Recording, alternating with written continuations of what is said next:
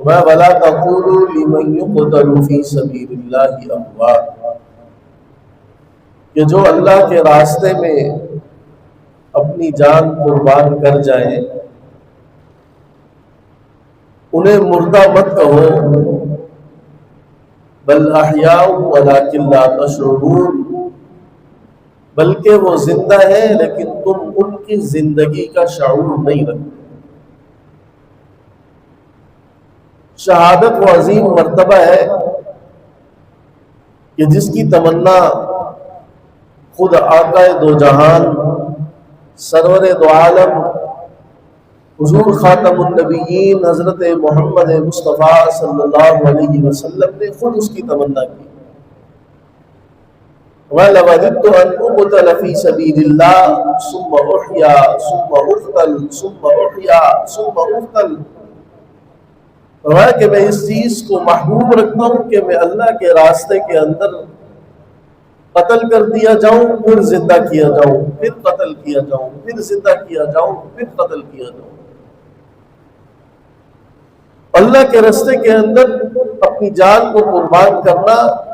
شہادت کا مرتبہ حاصل کرنا، یہ رسول اللہ صلی اللہ علیہ وسلم جو خاتم النبیین خاتم المعصومین ہے،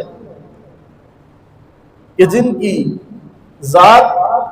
بخشی بخشائی ہے کہ ان کے اوپر کوئی گناہ نہیں ہے، وہ کوئی عمل اگر نہ بھی کرتے تو اللہ رب العزت نے ان کو بخشایا، جنت کے اندر بھیجنا تھا، لیکن اس کے باوجود حضور صلی اللہ علیہ وسلم اس شہادت کی موت کی تمنا کر رہے ہیں۔ آج یکم محرم الحرام ہے، جو اسلامی سال کا محرم پہلا مہینہ ہے، اور پہلے مہینے کی پہلی تاریخ کو ہی رسول اللہ صلی اللہ علیہ وسلم کے سسر آپ کے خلیفہ دوم حضرت عمر فاروق رضی اللہ تعالی عنہ کا یوم شہادت، اسلامی مہینے کی ابتدا ہی شہادت کے ساتھ ہے، اور شہادت سعادت ہے، خوشی ہے، کیونکہ نبی علیہ السلام نے بھی اس سعادت کو مانگا، اور اسی مہینے کی 10 تاریخ کو حضور صلی اللہ علیہ وسلم کے محبوب نواسے حضرت حسین رضی اللہ تعالیٰ عنہ کا یوم شہادت۔ تو اسلام کی تاریخ شہادتوں سے، قربانیوں سے بھرپور ہے۔ دراصل اس چیز سے ہمیں یہ سبق حاصل کرنا ہے، یہ قربانیاں دی کیوں گئی، کس چیز کی وجہ سے یہ قربانیاں ہوئیں، اس مقصد کو اگر ہم نے اپنا لیا، جس مشن اور کاز کی وجہ سے یہ قربانیاں دی گئی، یہ عظیم ہستیاں کہ جیسے کہ سیدنا عمر رضی اللہ تعالی عنہ وہ صحابی ہیں کہ جن کو حضور صلی اللہ علیہ وسلم نے 10 مبشرہ صحابہ میں بھی شامل کیا، یعنی وہ صحابہ کہ جن کو رسول اللہ صلی اللہ علیہ وسلم نے ایک ہی مجلس کے اندر جنت کی بشارت دی، ان میں بھی حضرت عمر رضی اللہ تعالی عنہ شامل ہے۔ اور پھر حضرت حسین رضی اللہ تعالی عنہ کہ جن کے بارے میں حضور صلی اللہ علیہ وسلم نے فرمایا حسین منی وانا من حسین، اور یہ وہ حضور صلی اللہ علیہ وسلم کے پیارے نواسے کہ جن کا رونا رسول اللہ صلی اللہ علیہ وسلم برداشت نہیں کرتے تھے، کہ اگر کئی مرتبہ یوں ہوتا کہ حضور صلی اللہ علیہ وسلم نماز پڑھا رہے ہوتے اور گھر سے حضرت حسن حسین کے رونے کی آواز آ جاتی تو آپ نماز مختصر کرتے۔ تو ان مقدس شخصیات نے آخر کیوں شہادت کا درجہ پایا، کیوں اپنی قربانی دی؟ اس کا مقصد تھا کہ رسول اللہ صلی اللہ علیہ وسلم کے دین کی حفاظت۔ آپ صلی اللہ علیہ وسلم جو مشن اور کاز اس دنیا میں لے کر آئے تھے، اس دین کو پوری دنیا تک پہنچانا، جس کی وجہ سے انہوں نے اپنی قیمتی جانیں اللہ کے راستے کے اندر قربان کر دی۔ اور حضرت سیدنا عمر رضی اللہ تعالی عنہ کی زندگی کا آپ مطالعہ کریں اور حضرت سیدنا عمر رضی اللہ تعالیٰ عنہ نے اپنے دور خلافت کے اندر عدل کا وہ معیار قائم کیا تھا کہ حضرت سیدنا عمر رضی اللہ تعالیٰ عنہ رات کو بھیس بدل کر گلیوں کے چکر لگایا کرتے تھے اور اپنی رعایا کے حالات معلوم کیا کرتے تھے۔ یوں نہیں کہ حکومت اور خلافت ملنے کے بعد اپنی عیاشی کے اندر مست ہو جائے، جس طرح کہ آج کل حکمران ہیں کہ جو جتنے بڑے مرتبے پر ہے وہ اتنا بڑا آرام پسند ہے، اس کو اپنی رعایا کی کوئی فکر نہیں ہے۔ لیکن سیدنا عمر رضی اللہ تعالیٰ عنہ نے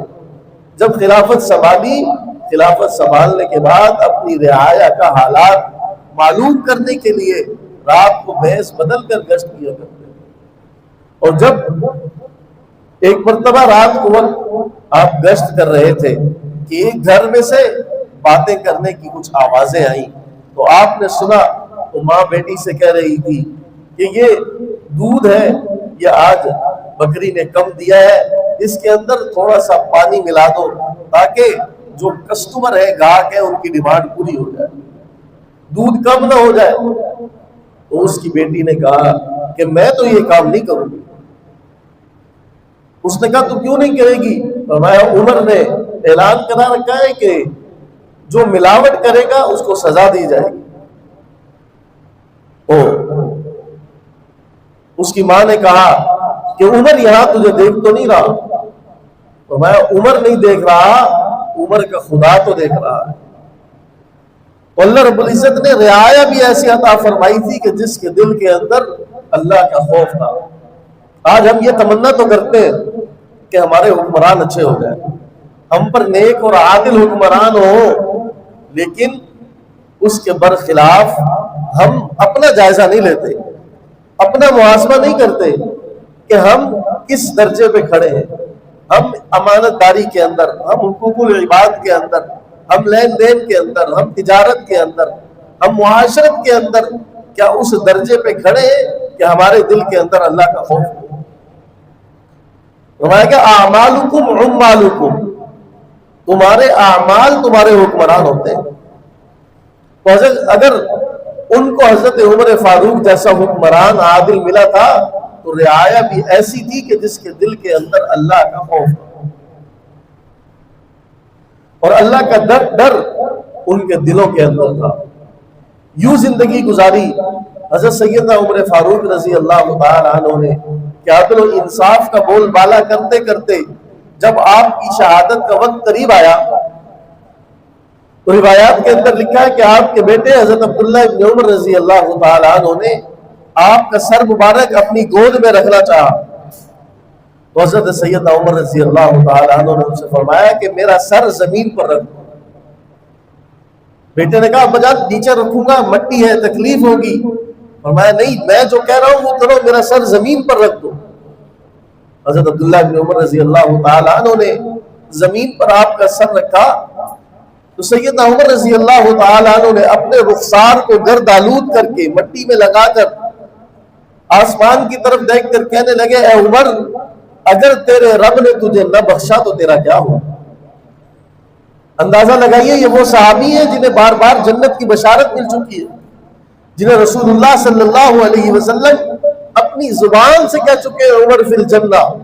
جن کے بارے میں نبی علیہ السلام نے یہ فرمایا کہ لو کان بعدی نبی لکان عمر، میرے بعد نبی ہوتا تو عمر اس لائق تھا کہ اس کو نبوت کا درجہ دیا جاتا، اور جس کے بارے میں رسول اللہ صلی اللہ علیہ وسلم نے یہ بھی فرمایا کہ اللہ تعالیٰ نے عمر کی زبان پر حق کو جاری فرما دیا ہے۔ اور یہ وہ صحابی ہیں کہ جنہوں نے کئی مرتبہ ایسا ہوا کہ زمین پر کوئی رائے دی اور اللہ رب العزت نے ان کو قرآن بنا کر اتار دیا۔ مفسرین نے لکھا ہے کہ 22 مقامات ایسے ہیں کہ جب رسول اللہ صلی اللہ علیہ وسلم پر قرآن مجید اترا تو وہ حضرت سیدنا عمر رضی اللہ تعالیٰ عنہ کی رائے کے موافق وہ یہ کہہ رہے ہیں کہ اے عمر، اگر تیرے اللہ نے تجھے نہ بخشا تو تیرا کیا ہوگا؟ خوف خدا کا یہ عالم ایمان کی نشانی ہے کہ دل کے اندر خوف ہو اللہ رب العزت کا۔ ایمان کی نشانی بتائی گئی ہے الایمان بین الخوف والرجاء، ایمان نام ہے امید اور خوف کے درمیان کی کیفیت۔ حضرت سیدنا عمر رضی اللہ تعالیٰ عنہ فرمایا کرتے تھے کہ اگر قیامت والے دن یہ اعلان ہو جائے کہ سارے کے سارے لوگ جنت میں جائیں گے اور ایک بندہ جہنم میں جائے گا تو مجھے یہ خوف ہے کہ کہیں وہ میں نہ ہوں. اور فرمایا کہ اگر یہ اعلان ہو جائے کہ سارے کے سارے لوگ جہنم میں جائیں گے اور ایک شخص ایسا ہے کہ جو جنت میں جائے گا تو فرمایا مجھے وہ امید ہے کہ وہ ایک شخص میں ہوگا. تو اللہ رب العزت کی کا خوف بھی دل کے اندر ہو اور اللہ رب العزت سے امید بھی ہو. تو خوف کا عالم کیا تھا کہ زمین پر اپنا رخسار رگڑ رہے اور کہہ رہے ہیں کہ عمر اگر اللہ نے تجھے نہ بخشا تو تیرا کیا ہوگا. اور پھر جب یہ محسوس ہوا کہ اب شہادت قریب ہے تو اپنے بیٹے کو کہا کہ تم اما عائشہ صدیقہ رضی اللہ تعالیٰ عنہ کے پاس چلے جاؤ اور ان سے یہ گزارش کرو کہ میری خواہش ہے کہ میں رسول اللہ صلی اللہ علیہ وسلم اور اپنے ساتھی سیدنا ابوبکر صدیق رضی اللہ تعالیٰ عنہ کے ساتھ دفن ہونا چاہتا ہوں. اب حضرت اجازت لینے کے لیے گئے. امی عائشہ صدیقہ رضی اللہ تعالیٰ عنہ نے فرمایا کہ یہ جگہ رکھی تو میں نے اپنے لیے تھی کہ یہاں میرے شوہر حضور صلی اللہ علیہ وسلم مدفون ہے اور میرے ابا جان حضرت سیدنا ابوبکر صدیق رضی اللہ تعالیٰ عنہ مدفون ہے، لیکن میں عمر کو اپنی ذات پہ ترجیح دیتی ہوں اور عمر کو اجازت ہے کہ اس کو یہاں دفن کیا. جب وہ اجازت لے کر آئے اور آ کر عرض کی کہ اما جان نے اجازت دے دی ہے تو پھر بھی حکم فرمایا کہ ابھی تو ہو سکتا ہے کہ اما جان نے میری حیا کی وجہ سے اجازت دے دی ہو. جب میری جان آفری کے سپرد ہو جائے میں اللہ رب العزت کے حضور پیش ہو جاؤں اس کے بعد ایک مرتبہ پھر اجازت طلب کرنا. اگر اجازت مل جائے گی تو مجھے وہاں دفن کرنا ورنہ مجھے عام مسلمانوں کے قبرستان میں دفن کرنا. اسی طرح وصیت کے مطابق کیا گیا. پھر اجازت طلب کی گئی، اماں نے اجازت دی تو پھر دفن ہوا. وہاں پر آپ مدفون ہوئے اور کیوں نہ ہوتے کہ حضور صلی اللہ علیہ وسلم نے پہلے ہی یہ فرما دیا تھا کہ انا و ابو بکر و عمر ہاکذا نبعث یوم القیامہ، کہ جب حضرت سیدنا عمر رضی اللہ تعالیٰ عنہ آپ کے دائیں جانب تھے، بائیں جانب سیدنا ابوبکر صدیق رضی اللہ تعالیٰ عنہ تھے، تو آپ نے ان دونوں صحابہ کا ہاتھ پکڑ کر یہ فرمایا تھا کہ انا و ابو بکر و عمر، میں اور ابو بکر اور عمر ہاکذا نبعث یوم القیامہ، قیامت والے دن اسی طرح ہم اٹھائے جائیں گے. اور یہ اللہ رب العزت کا اصول ہے کہ منہا خلقناکم وفیہا نعیدکم، کہ انسان جس مٹی سے بنایا جاتا ہے